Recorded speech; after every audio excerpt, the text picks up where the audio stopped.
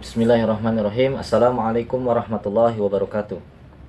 Alhamdulillah, puji syukur pada Allah Subhanahu wa taala yang telah memberikan kesempatan pada kita untuk sama-sama belajar. Salawat serta salam semoga tetap tercurah limpahkan kepada junjungan kita, suri tauladan kita, Nabi Allah Muhammad sallallahu alaihi wasallam. Salawat serta salam semoga tetap tercurah kepada beliau dan juga kepada keluarga, sahabat, mudah-mudahan juga kepada kita semua. Allahumma amin. Kita lanjutkan pembahasan kita tentang pendidikan.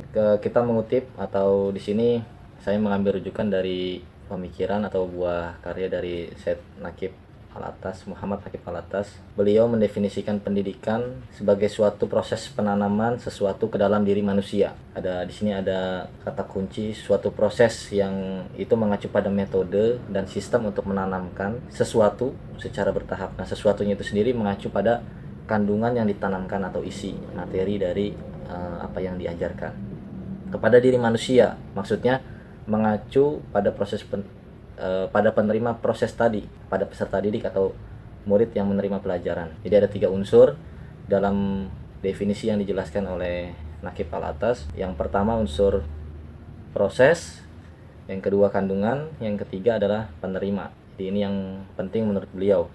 Ketiga unsur ini dijelaskan lebih jauh atau lebih lanjut oleh Al-Atas untuk merumuskan hakikat pendidikan. Definisi awalnya tadi, pendidikan adalah suatu proses yang secara bertahap ditanamkan ke dalam manusia, ya. Proses penanaman secara bertahap ke dalam manusia. Nah, dengan definisi ini maka kita lihat definisi ini lebih mengedepankan proses. Kemudian definisi yang tadi yang pertama menekankan pada proses karena definisinya proses penanaman sesuatu ke dalam diri manusia. Sementara penjelasan yang berikutnya tadi adalah menekankan pada isi kandungan, ya, karena definisinya adalah sesuatu atau kandungan yang secara bertahap ditanamkan ke dalam manusia. Yang pertama adalah suatu proses penanaman sesuatu ke dalam diri manusia. Yang kedua adalah sesuatu yang secara bertahap ditanamkan ke dalam manusia, ya, tentu saja ke dalam jiwanya. Meskipun ada perbedaan, tapi nanti di sini kita lihat ada beberapa kata kunci atau kesamaan yang penting yang perlu kita perhatikan dengan baik-baik. Rumusan definisi pendidikan yang menekankan pada kandungan berdasarkan definisi tersebut yang sudah disebutkan dari Al-Atas tadi. Ya, ini pendidikan itu suatu yang secara bertahap ditanamkan ke dalam manusia. Kandungan yang ditanam dalam proses pendidikan itu adalah ilmu. Ketika kita berbicara kandungan dalam pendidikan, apa sih yang ditanamkan ke dalam diri manusia itu ilmu, ya. Tidak lain dan tidak bukan adalah ilmu. Dia adalah sesuatu yang ada di luar diri manusia, ya. Ditanamkan atau didatangkan dari luar diri manusia ke dalam diri manusia sehingga manusia itu menerima sesuatu. Sesuatu itu adalah tadi ilmu. Setelah menjelaskan tentang konsep ilmu, nah nanti kita akan lebih perdalam lagi konsep ilmu itu seperti apa. Penjelasannya menjadi lebih di sini Al-Atas setelah menjelaskan bahwa kandungan dalam pendidikan itu ilmu, maka definisinya menjadi lebih lengkap lagi atau lebih detail, lebih terperinci lagi. Definisi kandungan pendidikan sebagai berikut. Di sini saya bacakan. Pengenalan dan pengakuan tentang tempat-tempat yang benar dari segala sesuatu dalam tatanan penciptaan, sehingga membimbing ke arah pengenalan dan pengakuan akan tempat Tuhan yang tepat di dalam tatanan wujud dan keperiadaan atau dalam tatanan wujud. Di sini maksudnya adalah kata kunci dari penjelasannya adalah pengenalan dan pengakuan terhadap tempat dalam semesta wujud. Seperti gini, seorang yang dididik itu berarti dia itu menerima ilmu sehingga dia mengetahui dalam bentuk mengenal dan mengakui segala sesuatu tempat pada tempatnya. Kalau dia sudah berilmu, dia tahu di mana letak Tuhan. Tuhan itu letaknya di mana, makhluk letaknya di mana. Jadi berbeda antara makhluk dan Tuhan. Jangan sampai konsep Tuhan diletakkan dalam kedudukan makhluk atau kedudukan makhluk diangkat derajatnya pada posisi Tuhan. Kemudian juga dalam hal-hal yang lain, ya, dalam hal segala pengetahuan atau segala yang bisa diketahui oleh manusia, sehingga orang-orang yang telah melakukan atau telah dididik, yang melakukan proses pendidikan itu bisa menempatkan sesuatu pada tempatnya, ya, dalam semesta wujud, ya. Dia mengakui, ya, mengenal dan mengakui segala sesuatu itu tepat pada tempatnya. Kurang lebih seperti itu, yang mudah-mudahan bisa dipahami dengan penjelasan yang lebih sederhana bahwa ada tempat-tempat yang tepat ya, dengan pengetahuan yang didapat melalui proses pendidikan. Seorang yang dididik itu bisa menempatkan sesuatu pada tempatnya ya, bagaimana dia harus bersikap kepada orang lain, bersikap pada alam semesta, bersikap kepada Tuhan, bersikap kepada sesamanya, kepada yang lebih tua, yang lebih muda, dan lain sebagainya.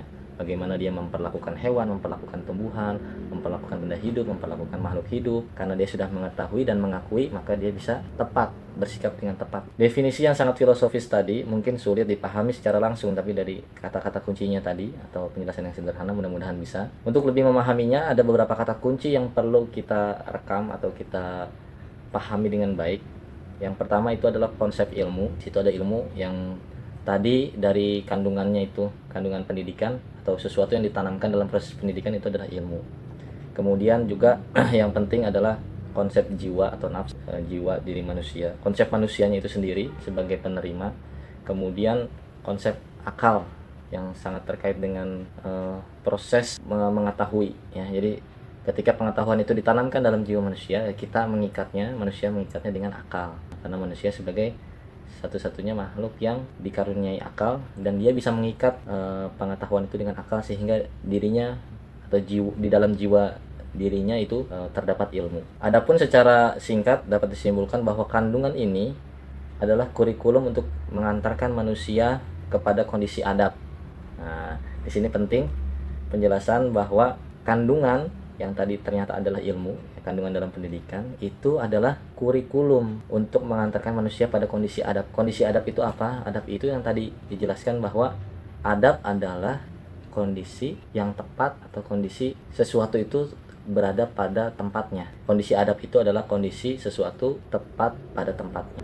Jadi teratur, kemudian ya memang sesuai di situ. Itu yang disebut dengan kondisi adab. Lawannya adab ya biadab, ya tidak menempatkan sesuatu pada tempatnya.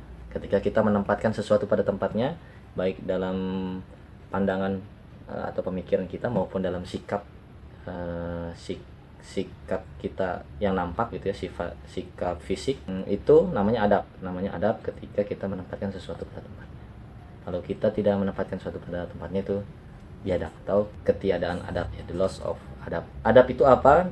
Al-Atas menjelaskan lebih terperinci lagi. Menurut Al-Atas, adab adalah disiplin tubuh, jiwa, dan ruh. Disiplin yang menegaskan pengenalan dan pengakuan tempat yang tepat dalam hubungannya dengan kemampuan dan potensi jasmania, intelektual, dan rohaniah. Itu adab ya tadi, menempatkan sesuatu tepat pada tempatnya ya. Disiplin itu juga artinya berbuat benar sesuai ya dengan apa yang seharusnya.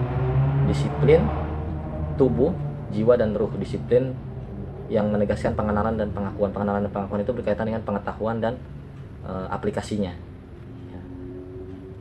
Al-Atas juga menjelaskan bahwa adab adalah metode untuk mengetahui, sehingga dengan itu kita memenuhi kondisi berada pada tempat yang tepat tadi. Ya, yang pertama tadi adalah kondisi akhir. Ya, kondisi adab itu adalah kondisi yang dituju.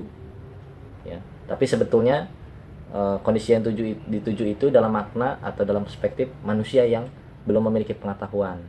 Ya. Dia melakukan proses pendidikan atau dididik sehingga dia bisa mengetahui kondisi adab. Ya, kondisi adab ini sebenarnya kondisi awal. Ya. Adab adalah keteraturan, penempatan sesuatu pada tempatnya dalam alam ciptaan yang sudah Allah lakukan. Ya. Kemudian manusia diberikan pengetahuan agar mengetahui kondisi adab tadi. Jika manusia tidak mengetahui kondisi adab, maka dia berbuat salah. Ya, nanti dia menempatkan sesuatu tidak pada tempatnya. Ya, tidak pada tempatnya, nanti dia akan melakukan kerusakan di bumi. Ya, atau dia melakukan kerusakan atau kezoliman, ya, merugikan yang lain.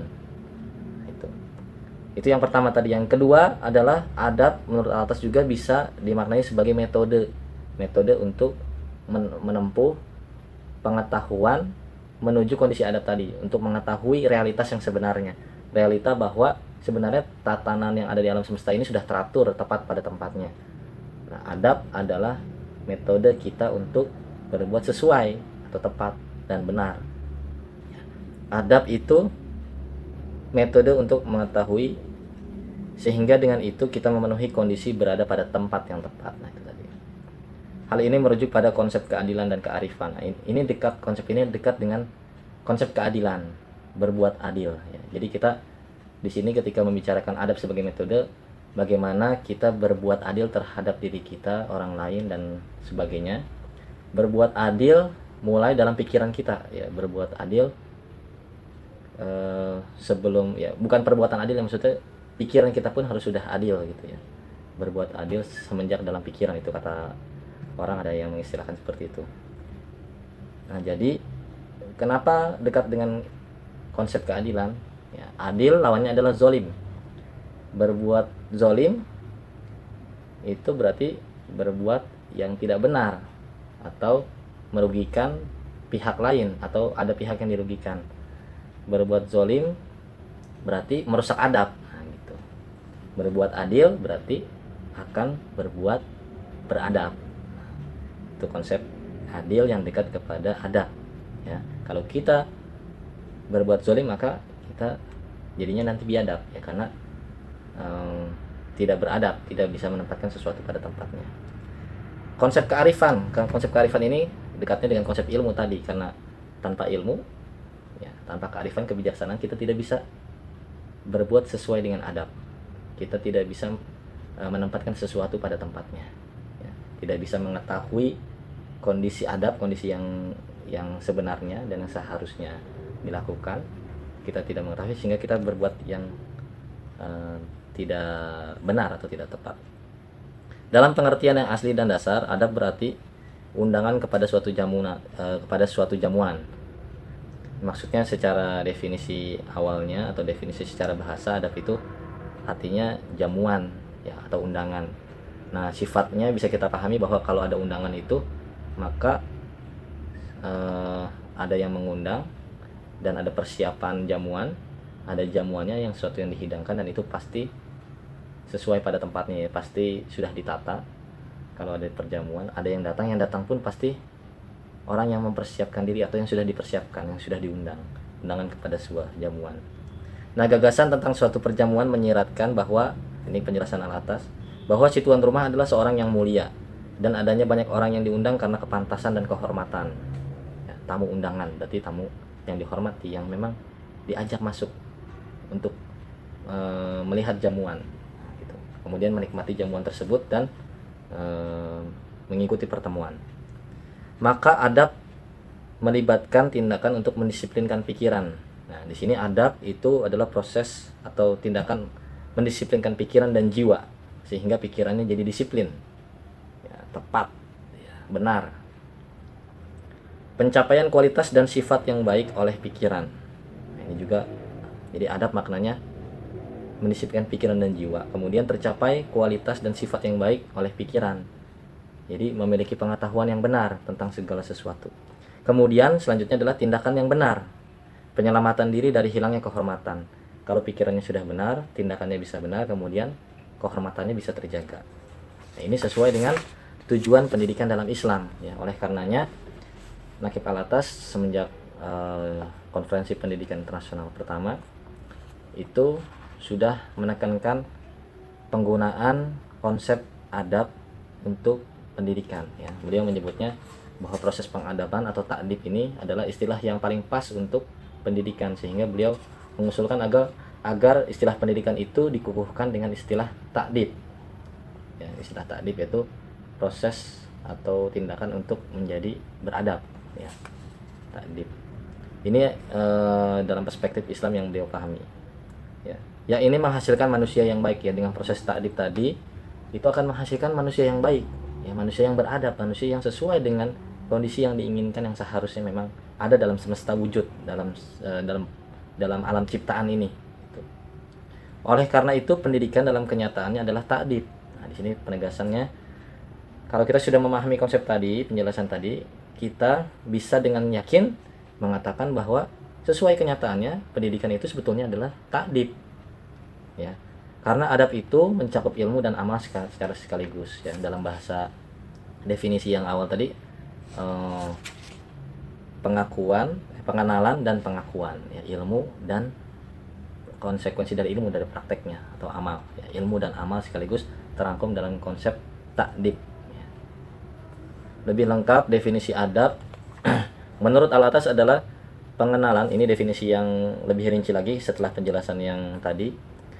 Adab adalah pengenalan dan pengakuan tentang hakikat bahwa pengetahuan dan wujud bersifat teratur secara hierarkis sesuai dengan berbagai tingkatan dan derajat mereka, dan tentang tempat seseorang yang tepat dalam hubungannya dengan hakikat itu, serta kapasitas dan potensi jasmaniah, intelektual maupun ruhaniah seseorang. Agak ini ya, agak terlalu menjelimet penjelasannya karena panjang dan berusaha menjelaskan banyak konsep di situ. Tapi ini penjelasannya sebetulnya sangat komprehensif. Nah, kita pilah-pilah untuk menjelaskannya supaya lebih paham tadi ya. Pengenalan dan pengakuan itu ilmu dan amal, kemudian adanya penempatan segala sesuatu hakikat dari pengetahuan ditempatkan secara teratur, yaitu tepat pada tempatnya, secara hierarkis, yang di atas, yang di bawah gitu, berurut ya, berurut, bertahap dan lain sebagainya. Kemudian mencakup juga potensi jasmani, intelektual maupun ruhaniah ya. Kita lanjutkan penjelasannya yang saya tulis di buku catatan ini. Itu berarti ta'dib bermakna sebagai proses penanaman kandungan ke dalam diri manusia berdasarkan adab. Ta'dib adalah proses mengadabkan diri atau menjadikan seseorang menjadi beradab, seseorang menjadi tepat pada tempatnya. Gitu ya. Jadi adab di sini maknanya bukan adab makan. Nah, kalau itu termasuk adab tapi dalam pengertian yang sempit, atau mungkin istilah adab secara mikro ya, adab yang kecil-kecil. Adab tentang tata cara. Memang dengan tata cara itu, dengan adab-adab yang tadi yang maknanya adalah tata cara, itu menjadi lebih teratur. Ya, lebih teratur, kemudian terkait juga keindahan, etika dan lain sebagainya, sehingga kita sebut adab-adab ya. Adab maksudnya adalah tata cara yang teratur dan elok gitu, yang bagus. Tapi adab di sini adalah adab dalam pengertian makro, kosmos, adab dalam pengertian wujud ya. Jadi tadi proses mengadabkan diri itu maksudnya supaya manusia itu pengetahuan dan tindakannya sesuai, tepat pada tempatnya dalam kehidupan ini, sehingga dalam tataran kognitif juga dia benar, mengetahui dengan benar hakikat segala sesuatu, kemudian dia juga berbuat dengan benar ya, berdasarkan pengetahuan yang sudah dia peroleh tadi. Nah, jika pendidikan yang dimaksud dalam Islam dekat dan terkait dengan konsep ilmu dan akal sebagai ciri khas dari manusia. Nah, di sini saya jelaskan atau saya tuliskan bahwa konsep pendidikan itu dekat dengan konsep ilmu dan akal. Karena apa? Dia dekat dengan ilmu dan akal karena dia hanya khusus untuk manusia. Manusia itu ciri khasnya berilmu dan berakal, berbeda dengan makhluk yang lain. Pembeda paling penting atau hakikat paling inti, esensi dari kemanusiaan adalah akal dan ilmu ya, bukan yang lainnya, sekali lagi, bukan yang lainnya. Nah, itu adalah ciri khas manusia. Maka istilah ta'dib ini lebih tepat menunjukkan hakikat dari pendidikan ya. Bagaimana cara mengungkapkan konsep-konsep yang dikandung dalam pendidikan itu terangkum dalam istilah ta'dib